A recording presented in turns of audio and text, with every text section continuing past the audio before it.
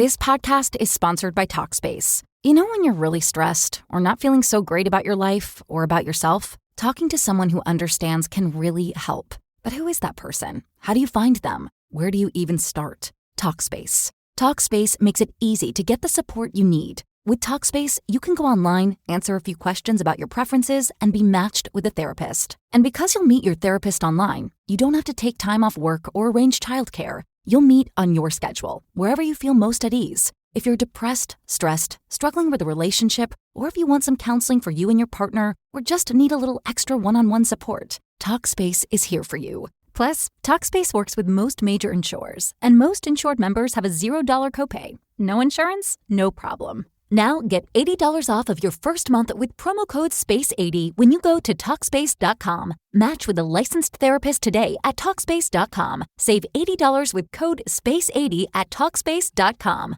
Americans love using their credit cards, the most secure and hassle-free way to pay. But DC politicians want to change that with the Durbin-Marshall credit card bill. This bill lets corporate megastores pick how your credit card is processed, allowing them to use untested payment networks that jeopardize your data security and rewards. Corporate megastores will make more money, and you pay the price. Tell Congress to guard your card, because Americans lose when politicians choose. Learn more at guardyourcard.com. Welcome to our paranormal afterlife.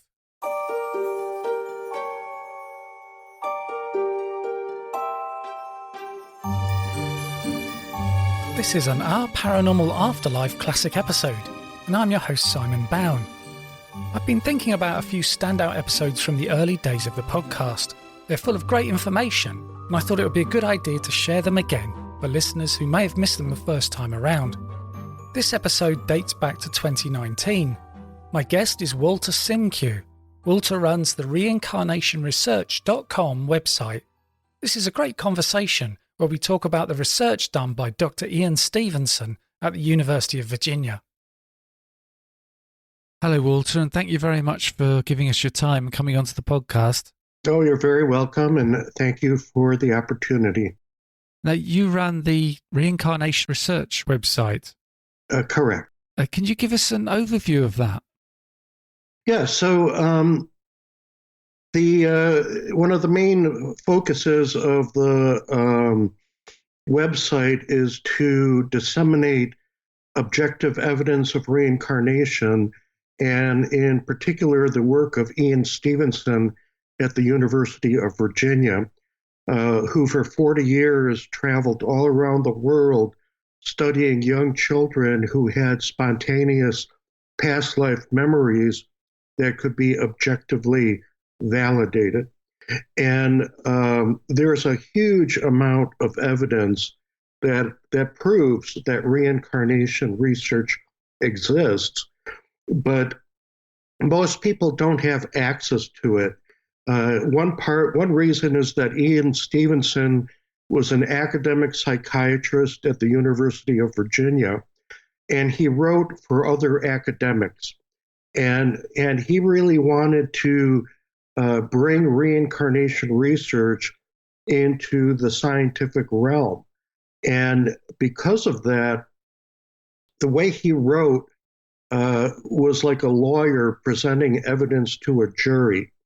And he would write cases up where he would even use tables to tell the story or describe the case, where he would have the child's statements in the rows of a table, and then in the columns he would specify which witness corroborated the child's statements.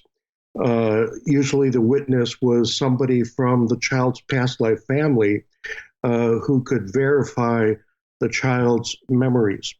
And so from an evidentiary point of view, he did a phenomenal job, but the way he did it, it makes the reading very difficult. And so what I've been doing is I've been rewriting his cases, and at the University of Virginia, they actually have more than 1,500 of these childhood past life memory cases where the child's past life memories were objectively validated. And I'm rewriting his cases in easy to understand story form, yet staying faithful to the evidence that Stevenson had gathered. And I do it in a story form, and I also use pictures, to make it like a storybook, so that everybody has access to his work. Another, the reason, one of the primary reasons I think this is so important is that the reincarnation cases show that you can change religion, nationality, and ethnic affiliation from one lifetime to another. And when people realize this, it will help make the world more peaceful, because most conflicts and wars are based on differences in these cultural markers of identity. So one person may be Jewish in Israel and they want to defend their heritage, and the Palestinians who are Muslim want to protect their heritage, and they fight each other. Or like in the Crusades, where the Christians wanted to take over Jerusalem. So we've had all these wars and conflicts based on differences in religion as well as nationality. But when people realize these can change from lifetime to lifetime, that a Jewish person can reincarnate as a Muslim and vice versa, that a Muslim can reincarnate as a Hindu and vice versa, then people will stop fighting about this. So I really see that this evidence of reincarnation is going to transform the world in a very major way. And I use the analogy how, the American Revolution took power away from the political monarchies, the kings and queens, and transferred the power to the individual citizen. In the same way, we can think of the old established religions as religious monarchies.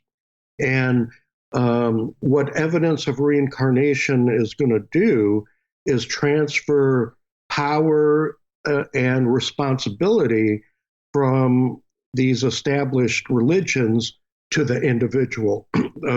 People will realize that they're responsible for their own spiritual growth and for their behavior. What they do, they will have to account for in a future lifetime. And I just see this as really kind of creating a new world. And, I believe that in the future, after the evidence of reincarnation is accepted in the consciousness of the masses, they'll look back at the time when we were divided by these religions as the Dark Ages, which they are. And so you view knowledge of reincarnation as being a real positive thing for the world? Oh, absolutely. It's going to change the world, transform it for the better. And one of the very interesting things about the research that Ian Stevenson did was the fact that some children have birthmarks and deformities that relate to a previous life. Yes. Actually, as I mentioned, they have over 1,500 of these validated childhood past life memory cases. And from these cases, we can derive what I call principles of reincarnation, in which we understand how reincarnation works, the mechanics of reincarnation. And I describe 10 principles.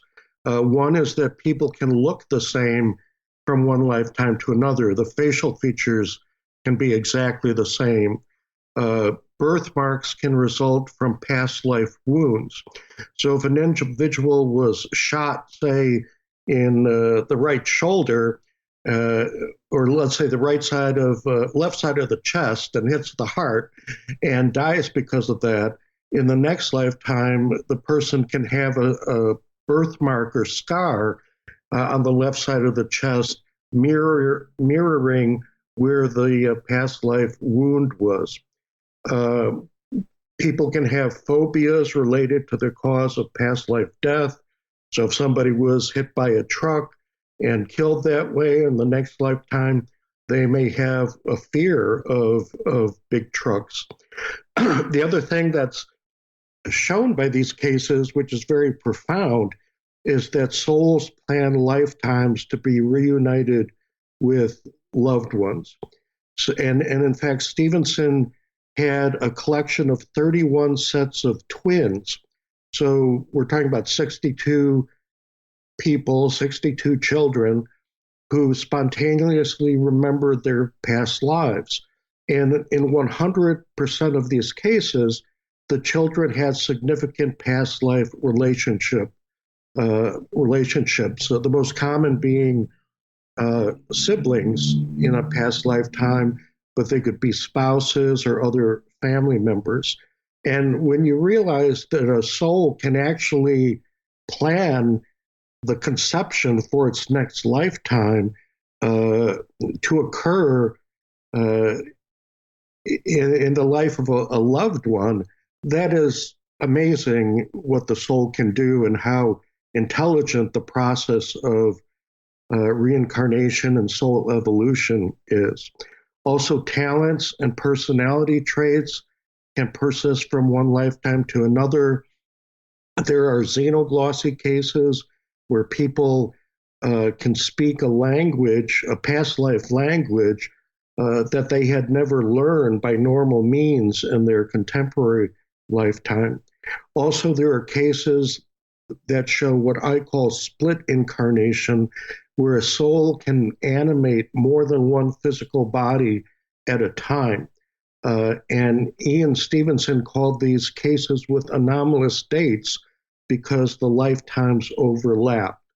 Also, the cases show that people can change gender from one lifetime to another, though this only occurs in 10% of Stevenson's bank of cases. When gender change does occur, then homosexuality can result because the person, when they reincarnate, still have the mindset of their prior gender. So I was going to go through the principles of reincarnation. I've got them all listed here. If we could go through them one by one. And the first one I've got in the list is physical resemblance, or something to do with the soul's energy template. Yeah, so the cases show, and perhaps what I can do is describe a specific case that Stevenson studied involving a little girl named Suzanne Ghanem. And in her past lifetime, her name was Hanan Mansour. And Mansour was born in the 1930s, grew up, had a family, eventually developed heart problems, and had to have surgery. She was born in Lebanon. They couldn't do the surgery there. So she went to Virginia in the United States, where she had a brother living there, and she had the surgery there in Virginia. Prior to the surgery, she told her brother, if anything happens to me and I don't make it, divide my jewelry among my daughters. She also tried to call her daughter Layla prior to surgery, who was in Lebanon, but couldn't get the phone connection to work. She had the surgery, and the next day she died. Only 10 days later, Suzanne was born, and before she was taught to read or write, she scribbled a number on a piece of paper, and it turned out this was the phone number of the Mansour family with only 2 digits transposed. She also started to, as a toddler, pull the phone off the hook and ask for Layla. Well, the family didn't know anybody named Layla, and so her parents asked, "Who's Layla?" And Suzanne said, "That was my daughter." And they said, "What are you talking about?" And she said, "Ask me later when my head is bigger." And in fact, 1 year later, she recalled the names of 13 relatives specifically. She remembered her own name, her husband's name, who is Farouk, gave enough, information on where she had lived before. Suzanne, by the way, was born in Lebanon, as was Hannon. Suzanne gave enough information that her family could locate the Monser family, and Suzanne was able to identify all the relatives of the Monser family by name. Even her husband from the prior lifetime, who was a career policeman who was very skeptical at first, came to believe this little girl is the reincarnation of his dead wife because he could show her pictures of them at parties and social events, and she could name their friends in these pictures, people that she has had no exposure to in her contemporary lifetime. Well, Stevenson studied Suzanne back in the late 1960s when she was a little girl. Stevenson went back to Lebanon in 1998 to research new cases, but he decided to revisit two cases that he had studied before. One of these involves Suzanne Ghanem. Well, 20, 30 years has gone by, and now Suzanne is a full-grown adult. And when you compare the facial features, the photographs of Hannon and Suzanne Ghanem, they look exactly the same. And there's a second case that Stevenson studied in Lebanon involving a boy named Daniel Jurdy, who he studied in the early 1970s, and it was very much the same type of case as Suzanne's case. And Stevenson again went back to Lebanon in 1998. About 20 years had transpired since he first studied Daniel. And in 1998, in comparing photographs, again, Daniel looks exactly like he did in his past lifetime. And there are many other cases that show this phenomenon. And one thing I'd like to mention is on our website, which is reincarnationresearch.com, and reincarnation research is one word. What I've done is I have categorized the cases by these principles of reincarnation. So if you go to the home page, on the left side, you'll see a whole row of these principles, such as physical resemblance. And if you click on the principle, then all the cases that provide proof of the principle appear. Also on the home page, down towards the bottom, there's a section that is entitled Evidence and Principles of Reincarnation. And it features a picture of Daniel Jurdy holding a photo of his own past life persona. And if you click on that link, it gives a whole overview of reincarnation research, including all these principles we're discussing. This podcast is sponsored by Talkspace. When you're really stressed or not feeling so great about your life or about yourself, talking to someone who understands can really help. But who is that person? How do you find them? Where do you even start? Talkspace. Talkspace makes it easy to get the support you need. With Talkspace, you can go online, answer a few questions about your preferences, and be matched with a therapist. And because you'll meet your therapist online, you don't have to take time off work or arrange childcare. You'll meet on your schedule, wherever you feel most at ease. If you're depressed, stressed, struggling with a relationship, or if you want some counseling for you and your partner, or just need a little extra one-on-one support, Talkspace is here for you. Plus, Talkspace works with most major insurers, and most insured members have a $0 copay. No insurance? No problem. Now get $80 off of your first month with promo code SPACE80 when you go to Talkspace.com. Match with a licensed therapist today at Talkspace.com. Save $80 with code SPACE80 at Talkspace.com. Americans love using their credit cards, the most secure and hassle-free way to pay. But DC politicians want to change that with the Durbin-Marshall credit card bill. This bill lets corporate megastores pick how your credit card is processed, allowing them to use untested payment networks that jeopardize your data security and rewards. Corporate megastores will make more money, and you pay the price. Tell Congress to guard your card, because Americans lose when politicians choose. Learn more at guardyourcard.com. And so when you talk about the soul's energy template, are you suggesting that the soul has a likeness kind of built into it, that it overlays on the fetus in some way when it joins with it?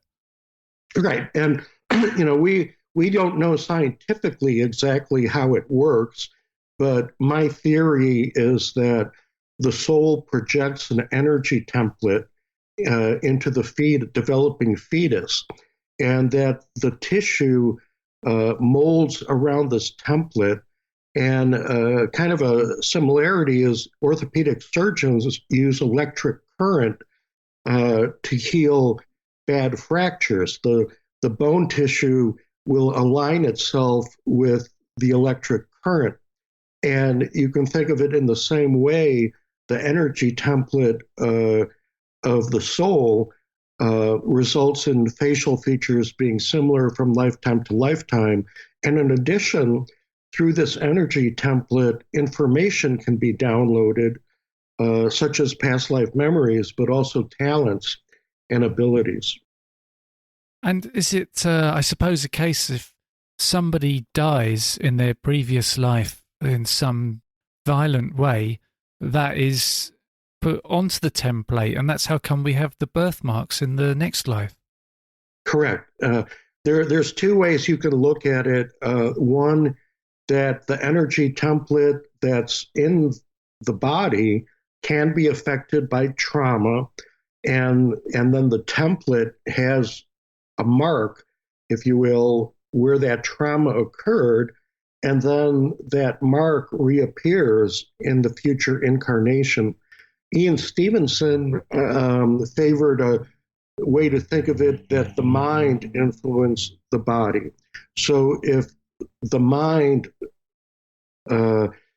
recalls having a wound in a particular place, the mind will create a birthmark or scar in that area. You can think of it either way. And so if there's a template bringing through a physical resemblance, is there something that would bring through similar intelligence or personalities? Yeah, exactly. So there are also many cases, and so this is under the category of child prodigies and innate talent. And we have a number of cases where people replicate exactly, talent-wise, what they did before. For instance, there's a case involving the reincarnation of the artist Paul Gauguin. This is not an Ian Stevenson case. It's an independently researched case where unconsciously Peter Teekamp, who's identified as the reincarnation of Gauguin, unconsciously replicated sketches that Gauguin did that mirrored the development of Gauguin. And these were sketches that Peter himself never saw until after he had done them. Another case that's very important involves the reincarnation of Anne Frank. And this is it involves a woman named Barbara Carlin, and it's essentially an Ian Stevenson type case, but there was no Ian Stevenson to study her when she was a child. Anne Frank died in 1945 in a concentration camp. She was persecuted as a Jew. And then 9 years later, in 1954, Barbara Carlin was born to a Christian family in Sweden. And as soon as she could talk, she told her parents, "My name's not Barbara, it's Anna Frank, and you're not my real parents. My real parents are going to come get me and take me to my real home." Well, her parents, being Christians, didn't know what she was talking about, and were even so concerned, they took her to a psychiatrist to be evaluated. But by that time, Barbara was realized, when she would talk about her past life memories, everybody would get so tense. So she didn't tell the psychiatrist anything about her past life memories. And he said, she's fine. But she had full memories of the Frank lifetime, including the attic, arrest in the attic, the German soldiers. In fact, Barbara had a phobia of men in uniform. And she became a child prodigy in writing, just as Anne Frank was. Anne Frank, I point out, was not the most famous victim of the Holocaust because she had the worst death. It was because she was a gifted child writer who wrote about very universal, mature themes like the nature of good and evil, the nature of man. And scholars have been amazed how, this teenager who's, 12, 13, 14 years old could write in such a way. Well, Barbara replicated that development. And she was just writing for herself, just like Anne did. And a family friend looked at what she was writing and said, wow, this is really good. It should be published. Do you mind if we take these to a publisher? And sure enough, her first book of prose was published when she was only 12 years old. The title of the book was Man on Earth, and it became the best-selling prose book in Swedish history. And during her teenage years, she wrote 9 or 10 books that were published and translated in multiple languages. And she became a little celebrity because she would be on TV shows, debating theology with full-grown ministers. So she, again, replicated the talent. And kind of the bottom line is we're the same people from lifetime to lifetime, but the circumstances change. And this case is so important because it dramatically shows that religion and nationality can change. Anne Frank was born in Germany, was persecuted as a Jew, but reincarnated into a Christian family in Sweden. And I make the point that if the Nazis knew you could be Jewish in one lifetime and Christian in another, the Holocaust could not have happened. And in a similar way, when Muslims and Christians and Jews realized they could reincarnate in contrasting religions from their current lifetime, then people will stop fighting about this. So did Barbara Carlin have these memories of Anne Frank before the diary was published? Well, that's actually a very good point. So when I mentioned that Barbara told her parents that she was Anne Frank, her parents had no idea who the historic Anne Frank was because the diary had not yet been translated, published, and distributed in Sweden. So when she came up with the name Anne Frank, they had no idea who she was, and Barbara herself had no exposure to who Anne Frank was. One thing that helped validate this case in her parents' eyes was that when Barbara was 10 years of age, her parents took her on a vacation to the major cities of Europe, including Amsterdam. The Frank family was from Germany, but when the Nazis took over, they fled to the Netherlands to try to escape the Nazis. But unfortunately, the Nazis later invaded Holland, the Netherlands, and the Frank family hid for 2 years in an attic, but were eventually discovered. Well, by the time Barbara was 10 years of age, the diary of Anne Frank had been translated and published in Sweden, and her parents now knew who the historic Anne Frank was. Well, since they were in Amsterdam, which is where the attic was that the Frank family had hid, the father wanted to go see the Anne Frank House and Museum. And he picked up the phone to get a cab to take them there. And Barbara says, "Oh, we don't need a cab. It's right near here." And her parents said, "How could you know? You've never been here." And she said, "Well, I'll show you." And she took them by the hand and led them on a 10-minute walk through the winding streets of Amsterdam straight to the Anne Frank house. And her parents were stunned, how she did this.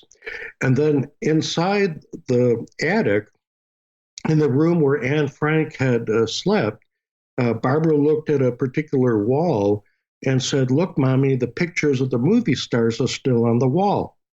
And her mother looked at the wall and saw that there was nothing there, and she told Barbara, "Barbara, the wall is bare." And Barbara looked again and realized that was true, got confused and upset. And her mother said, "Well, let's ask the tour guide."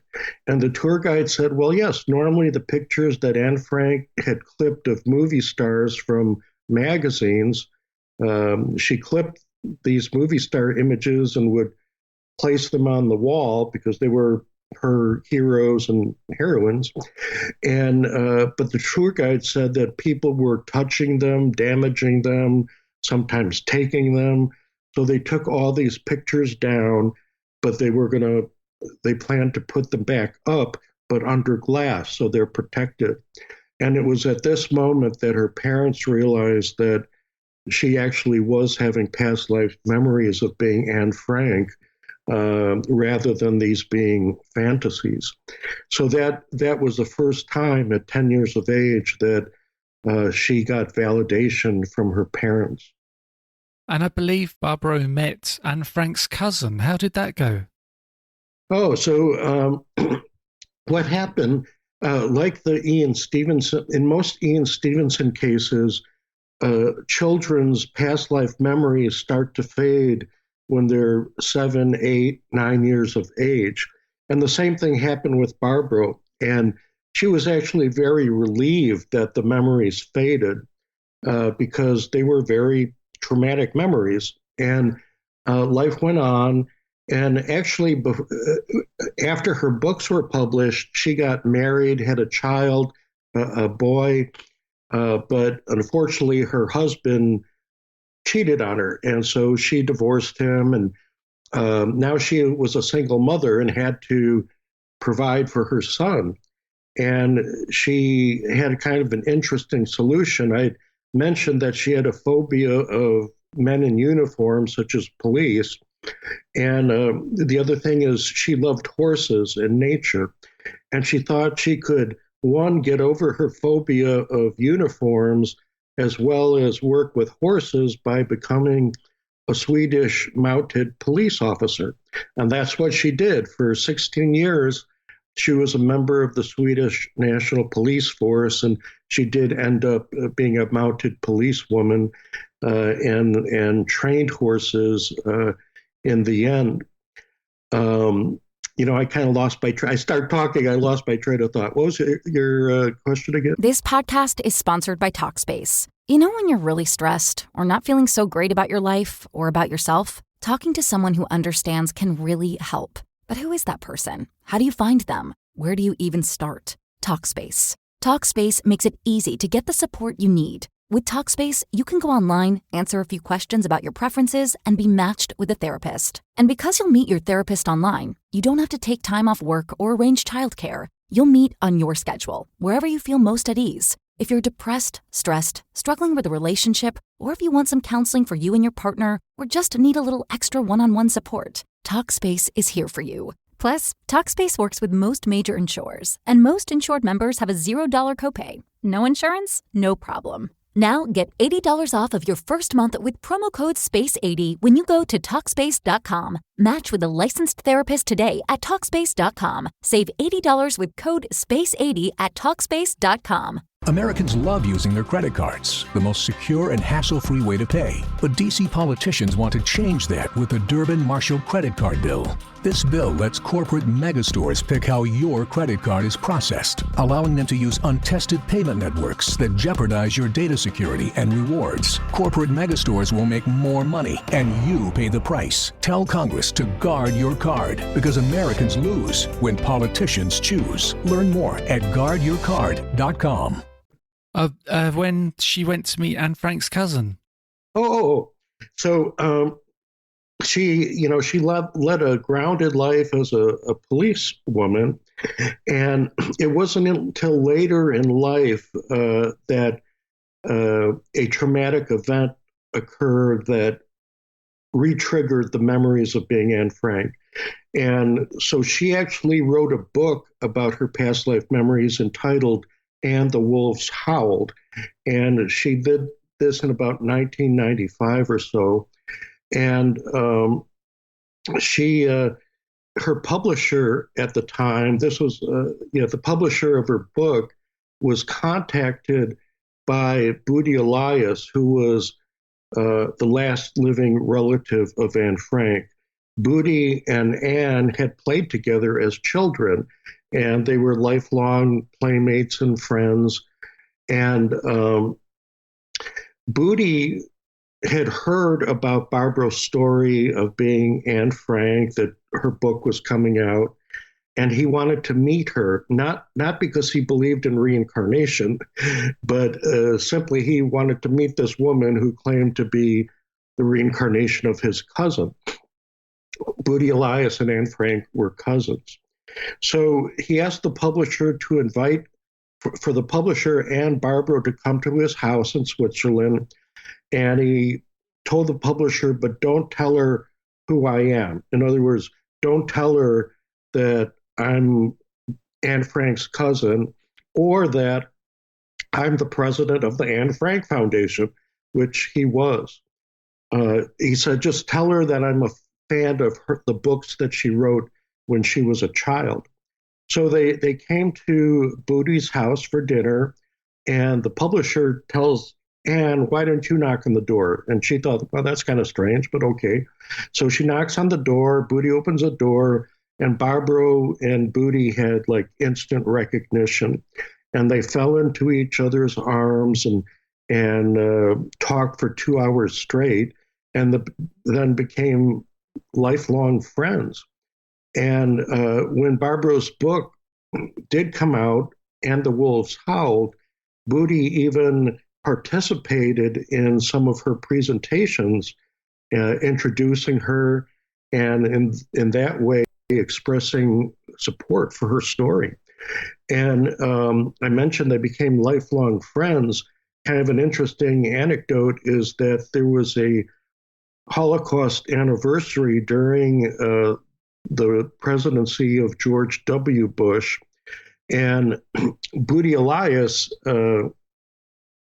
because he was president of the Anne Frank Foundation and the cousin of Anne Frank, he's sort of become the spokesperson for the Holocaust.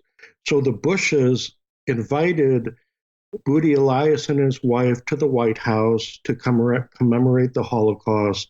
They had dinner there. And then afterwards, Booty and his wife flew to California, where Barbara was now living, to spend time with her. And they would actually stay at Barbara's house. And after this White House dinner, Booty's wife said to Barbara, well, the reason that we're getting this rock star treatment is because of you. You're actually Anne Frank, but we get to get the public accolades. And similarly, whenever Barbara went to Europe, she would visit Booty and stay at his home. So it's another example of how people can be reunited through reincarnation. Before you were reborn, there's a point where you would need to choose what your life is going to be. And you have a life plan and it's worked out. But is that life plan set in stone and that you don't really have any free will to go away from it? Well, my analysis of this, what I do is I use the analogy of a prolonged vacation. Let's say you live in the United States and you're going to take a 6-month trip to explore Europe, and you've got family and friends in different parts of Europe. So you set up an itinerary that, okay, I'm going to fly to England on this day. I'm going to visit these relatives, stay for 2-3 weeks. Then I'm going to go to France, visit these relatives. Then you could have a business partner in another country. So you go visit your business partner and you work together on a project. So I think the way that life works is just like you have a plan or an itinerary for your extended vacation, you have a plan or a predestined path that you're going to take in life, where you meet up with people you've known before, which may be based on love, or that you've got karma you have to work out with. You may meet up with people in your plan with whom you're going to have a project to do, and so forth. But just like on the vacation, though you have set a predetermined itinerary, which most people follow because that's why they made the plan, you still have free will in how you behave and what you do along the way. So it's a combination of having a predestined plan, yet at the same time having free will on what you do and how you behave. And before your birth, when you putting together this life plan, how do you know what you would need to do in that life? Did you have guides that would say to you, right, in this next life, we think you need to do this? Yes, and another part of the work that I do is since the year 2001, I've worked with Kevin Ryerson, who's a well-known trance medium. He's the trance medium who's worked with Shirley MacLaine for over 40 years. He's featured in 4 of her books, including Out on a Limb. And in the movie version of Out in a Limb, Kevin actually plays himself. And as a trance medium, what he does is he goes into a meditative state and he allows spirits to take over his body so that these spirits can communicate with human beings. And Kevin does not have any memory of what happens during the sessions when the spirits take over.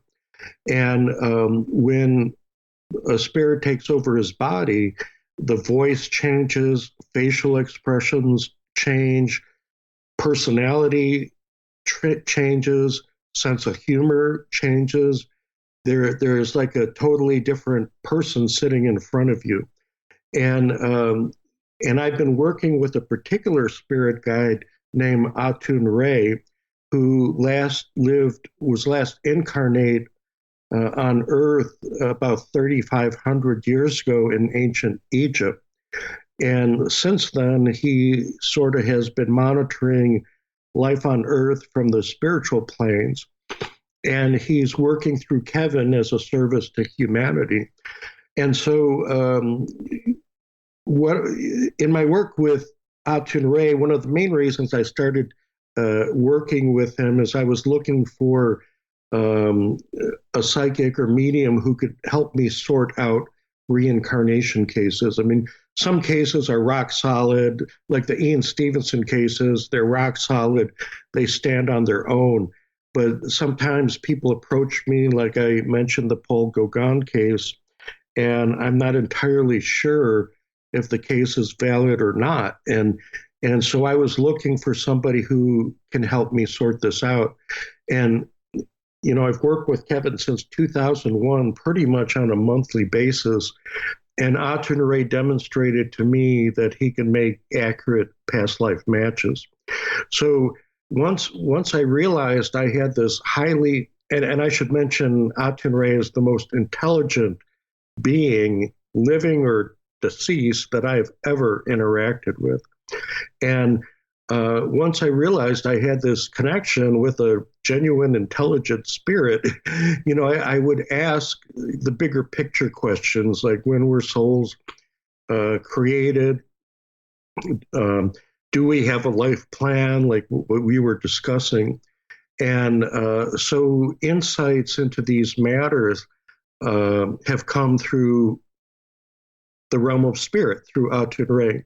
And Atun Ray says, yes, that indeed we have spirit guides that help us figure out what we need to do in a future incarnation to spiritually evolve. And, the long-term goal is to evolve to the point where you don't have to reincarnate. Atun Ray, for instance, loves his existence in the spirit world. I once asked him, well, what's your state of being like up there, and he said lucid ecstasy. And so you can see why he might not want to reincarnate, because, living on Earth is not always lucid ecstasy. But Atun Ray does say that we have spirit guides who help us understand what we need to do. And in fact, Atun Ray has confirmed that Kevin, I, and Atun Ray agreed to work together before Kevin or I were ever born. And it's kind of a team where we each have a unique ability. Atun Ray has the ability to read what people call the Akashic records, or you could call it universal mind, where he can derive past life identities. And Kevin is probably the most gifted trance medium in the whole world. I can't do mediumship, and Kevin can't do past life identifications like Atun Ray. And I'm basically the scribe, where all the sessions with Atun Ray are based on questions. He doesn't just spew out information. It's all based on free will, really, where I have to come up with questions that he can respond to. So my job is to ask the questions. His job is to give me the answers. And then I take that information and put it in usable form, such as my books. One of my books about focusing on evidence of reincarnation is called Born Again. And then a book I wrote about these bigger picture questions is called Origin of the Soul and the Purpose of Reincarnation. And Origin of the Soul is based on my dialogues with Atun Ray. So when you asked him about where do souls come from, what did he say? Well, what he said is that a nanosecond after the Big Bang, all souls were created at once. So, many times people ask about how can reincarnation be true if the population is expanding? There's a question, are new souls being created, or how does it work? Well, according to Atun Ray, there were a finite number of souls that were created all at once just after the universe was created, just after the Big Bang. And then we've been reincarnating over time to develop. I make the point that part of the reason for incarnation is to just establish a unique identity. I point out that think of what your identity would be like if you had no memories. If you were a blank slate and had no memories prior to this moment, well, you would not have an identity, because your identity is based on your experiences. So part of the reason we incarnate is to, establish an identity. And also, when we're created as souls, we are created with what I call a specific energy spectrum, a certain set of energies, or which then translate into talents and abilities. So, for instance, what we see in cases is artists reincarnate as artists, musicians reincarnate as musicians, writers reincarnate as writers. And so part of incarnation is to develop our God-given talents or abilities. And the answer to the growing population, how can that be if there's a finite number of souls, is simply, the simplest answer is frequency of incarnation. So when the human population on Earth was much smaller, a soul could perhaps incarnate maybe once in 1,000 years. Whereas now, when there are billions of human bodies, souls can reincarnate continually, which is what we see. This podcast is sponsored by Talkspace. You know when you're really stressed or not feeling so great about your life or about yourself? Talking to someone who understands can really help.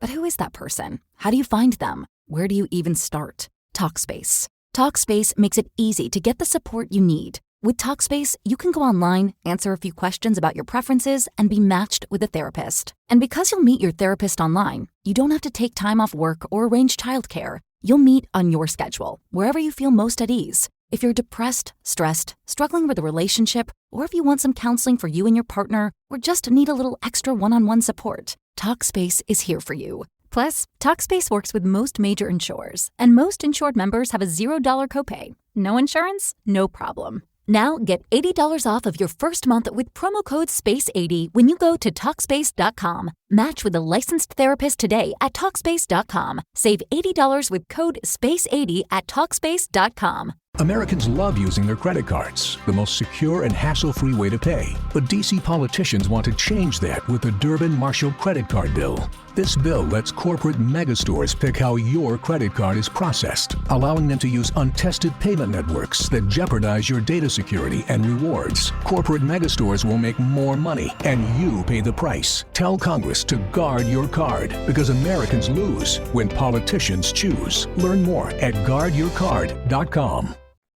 And is there any information about souls incarnating elsewhere on other planets? Well, that theoretically does happen. I mean, I've asked Hatun Ray about that, and he says yes, that happens. But my focus is really trying to get human beings on this planet to understand that we reincarnate, and incarnation on another planet is going to be very difficult to prove, at least at this point in time.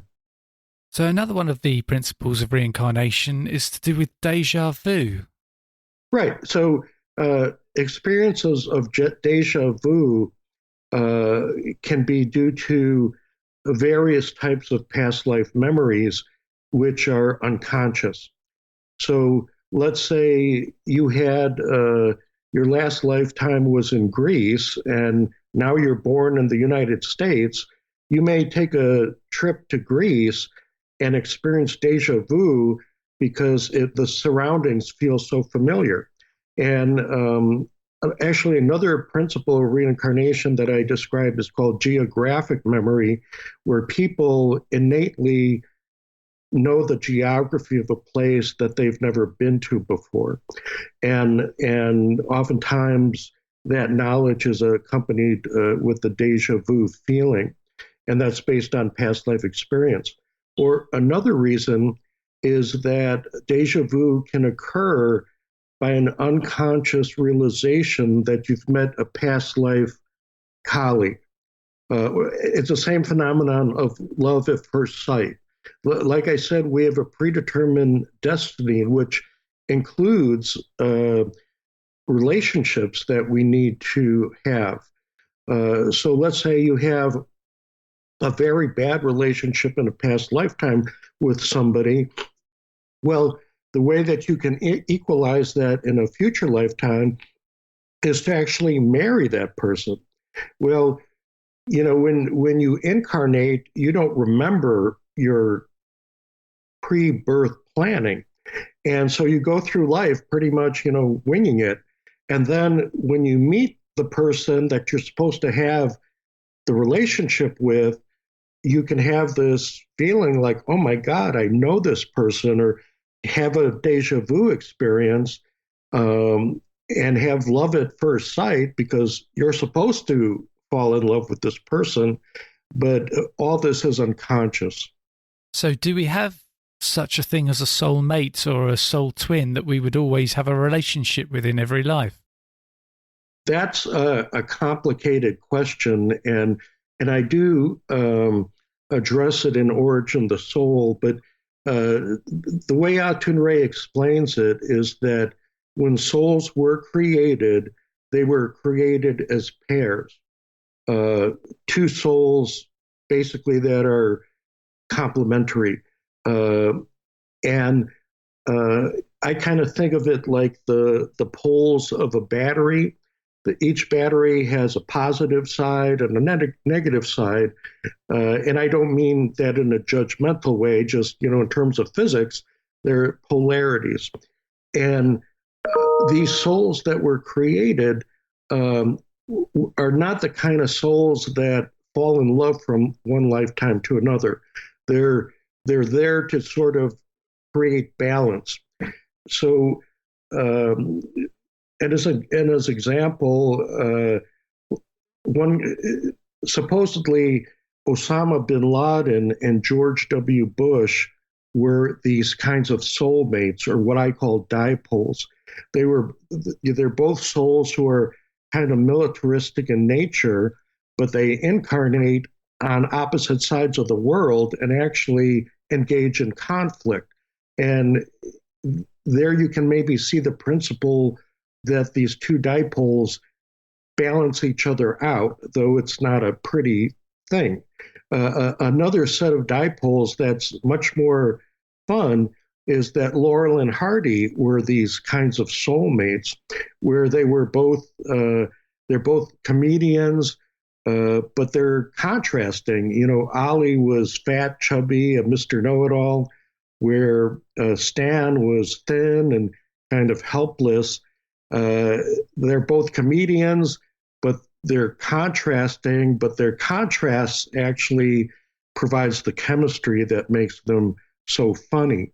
In terms of people getting together romantically from lifetime to lifetime, that's more the issue that as we go through our incarnations, we meet up with people that we just resonate with, that we find, oh, wow, we get along really well. And so as long as your karma permits it, you can plan to be together from one lifetime to another because you find that you're like best friends. But the romantic type soulmates are not the kind that are created as complementary pairs. Why don't we remember our past lives? Do you have an idea of what the purpose is of why we have to forget? Well, I think there's again a couple different ways to understand it. A more esoteric way that Autun Ray explains it is that we as souls, as we started to incarnate, our consciousnesses started to just get too deeply ingrained in the physical body, and sort of the spiritual connection or the connection with the spirit world was lost. But on a practical side, it probably is better that way because otherwise you can't have a fresh start.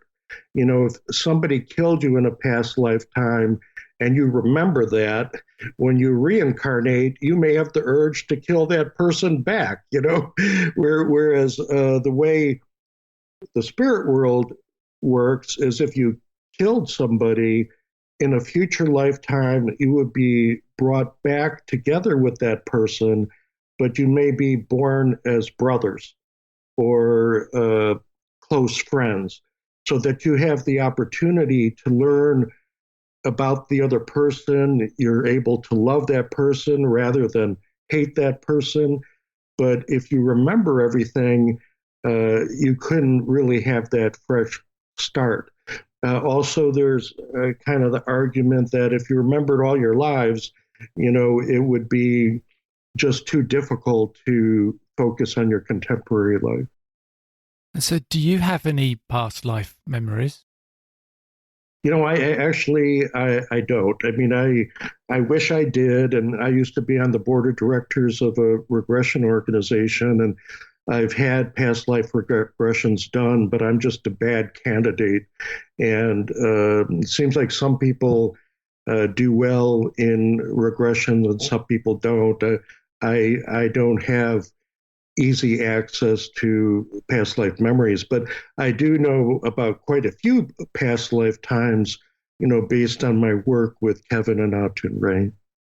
What I find with past life regression is the more you do it, the better you get at it. There's a kind of practice, but also there's a thing where your soul guides may decide for you that it's not the best thing to do at that point in your life.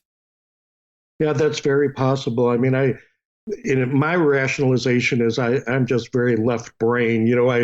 My entire training is in science. I'm a medical doctor, and I think my left brain keeps getting in the way. And if a past life memory even tries to pop up, I start rationalizing it. So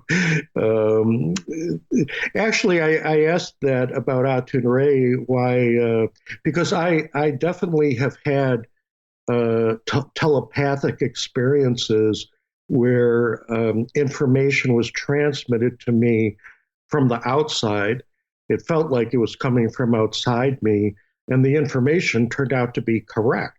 So, I mean, I have had psychic experiences. I have experienced telepathy, and I asked, and I even took a psychic development course over a period of a year and a half, and I felt like the worst student in the class. And I asked Dr. Ray, because that's frustrating. I would like to be able to do that, and I asked Dr. Ray, why aren't I more psychic or able to tap into more information from a psychic point of view? And Atun Ray said, because remember I told you the division of labor, that Atun Ray is the one who can read the Akashic records. Kevin is the trance medium. My job in this lifetime was to be the rational scientist who would put this information together in a cohesive manner. And Atun Ray pointed out that there have been many mediums and psychics over time, but very few of them have been able to actually create a logical working system. Of course, you could say that all the founders of the major religions were psychic in one way or another, but unfortunately, their different doctrines have led to a lot of conflict. So apparently my destiny was to be kind of a left brain, logical, scientific person, so I could take the information gained through Atun Ray via Kevin into comprehensible form. And I have to say, I think that is being done. Ian Stevenson provided a great deal of evidence, but he didn't tie it together into a comprehensive understanding of how reincarnation works, where I think through my work with Kevin and Atun Ray, as well as utilizing the data from Ian Stevenson, we have come up with a quite comprehensive understanding of how reincarnation and soul evolution works. And is one of your books that kind of description? Yeah, so the two main books that I promote at this time are called, one is called Born Again, and if you just, Born Again is a Christian term, but if you put my name, Semkiw, Semkiw, and Born Again, or just even Born Again Reincarnation, it'll pop up. And then the second book I promote, which is my dialogues with Atun Ray about the bigger picture issues, such as the issue of soulmates, that's called Origin of the Soul and the Purpose of Reincarnation. People can get those books on Amazon, is that right? Yes, and in fact, I just converted to the Amazon print-on-demand system, so my books are now available worldwide through Amazon.com. And are they on Kindle as well? Yes, and also, if people don't want to purchase the books, reincarnationresearch.com is a very comprehensive resource on reincarnation research. Yeah, I found it to be a fantastic site. There's so much information there. Thank you. I mean, I used to do live presentations, but I stopped because now the internet is a much more effective way to go. Oh, and I should mention also, I put up a video on YouTube entitled Evidence of Reincarnation, and now it's got 6.2 million views, and it's less than 10 minutes long. but it focuses on the work of Ian Stevenson. It features the Anne Frank case, and it also features the most important American case, which involves a person named James Leininger. Oh, yeah, that's one of my favorite cases. The case was researched by James Leininger's father, Bruce Leininger. Well, thank you very much for coming on to the podcast. It's been fascinating talking to you. Thank you so much. And that was a great interview with Walter Semkiw. And a great way to support the podcast is to sign up on Patreon. For $6 a month, you get an extended episode every week. And for $3 a month, you get an extended episode every month. These exclusive Patreon episodes are ad-free and are released 2 days before the free versions. You can become a patron by going to patreon.com/Our Paranormal Afterlife. Or click on the Patreon button on my homepage at pastliveshypnosis.co.uk. The links are in the show notes. And there is an Our Paranormal Afterlife Facebook group, and if you'd like to join, you'd be very welcome. And if you enjoy the podcast, please leave a review and be sure to subscribe on Apple Podcasts, Spotify, or via your favourite podcast app to make sure that you don't miss out on any episodes. And thanks for listening.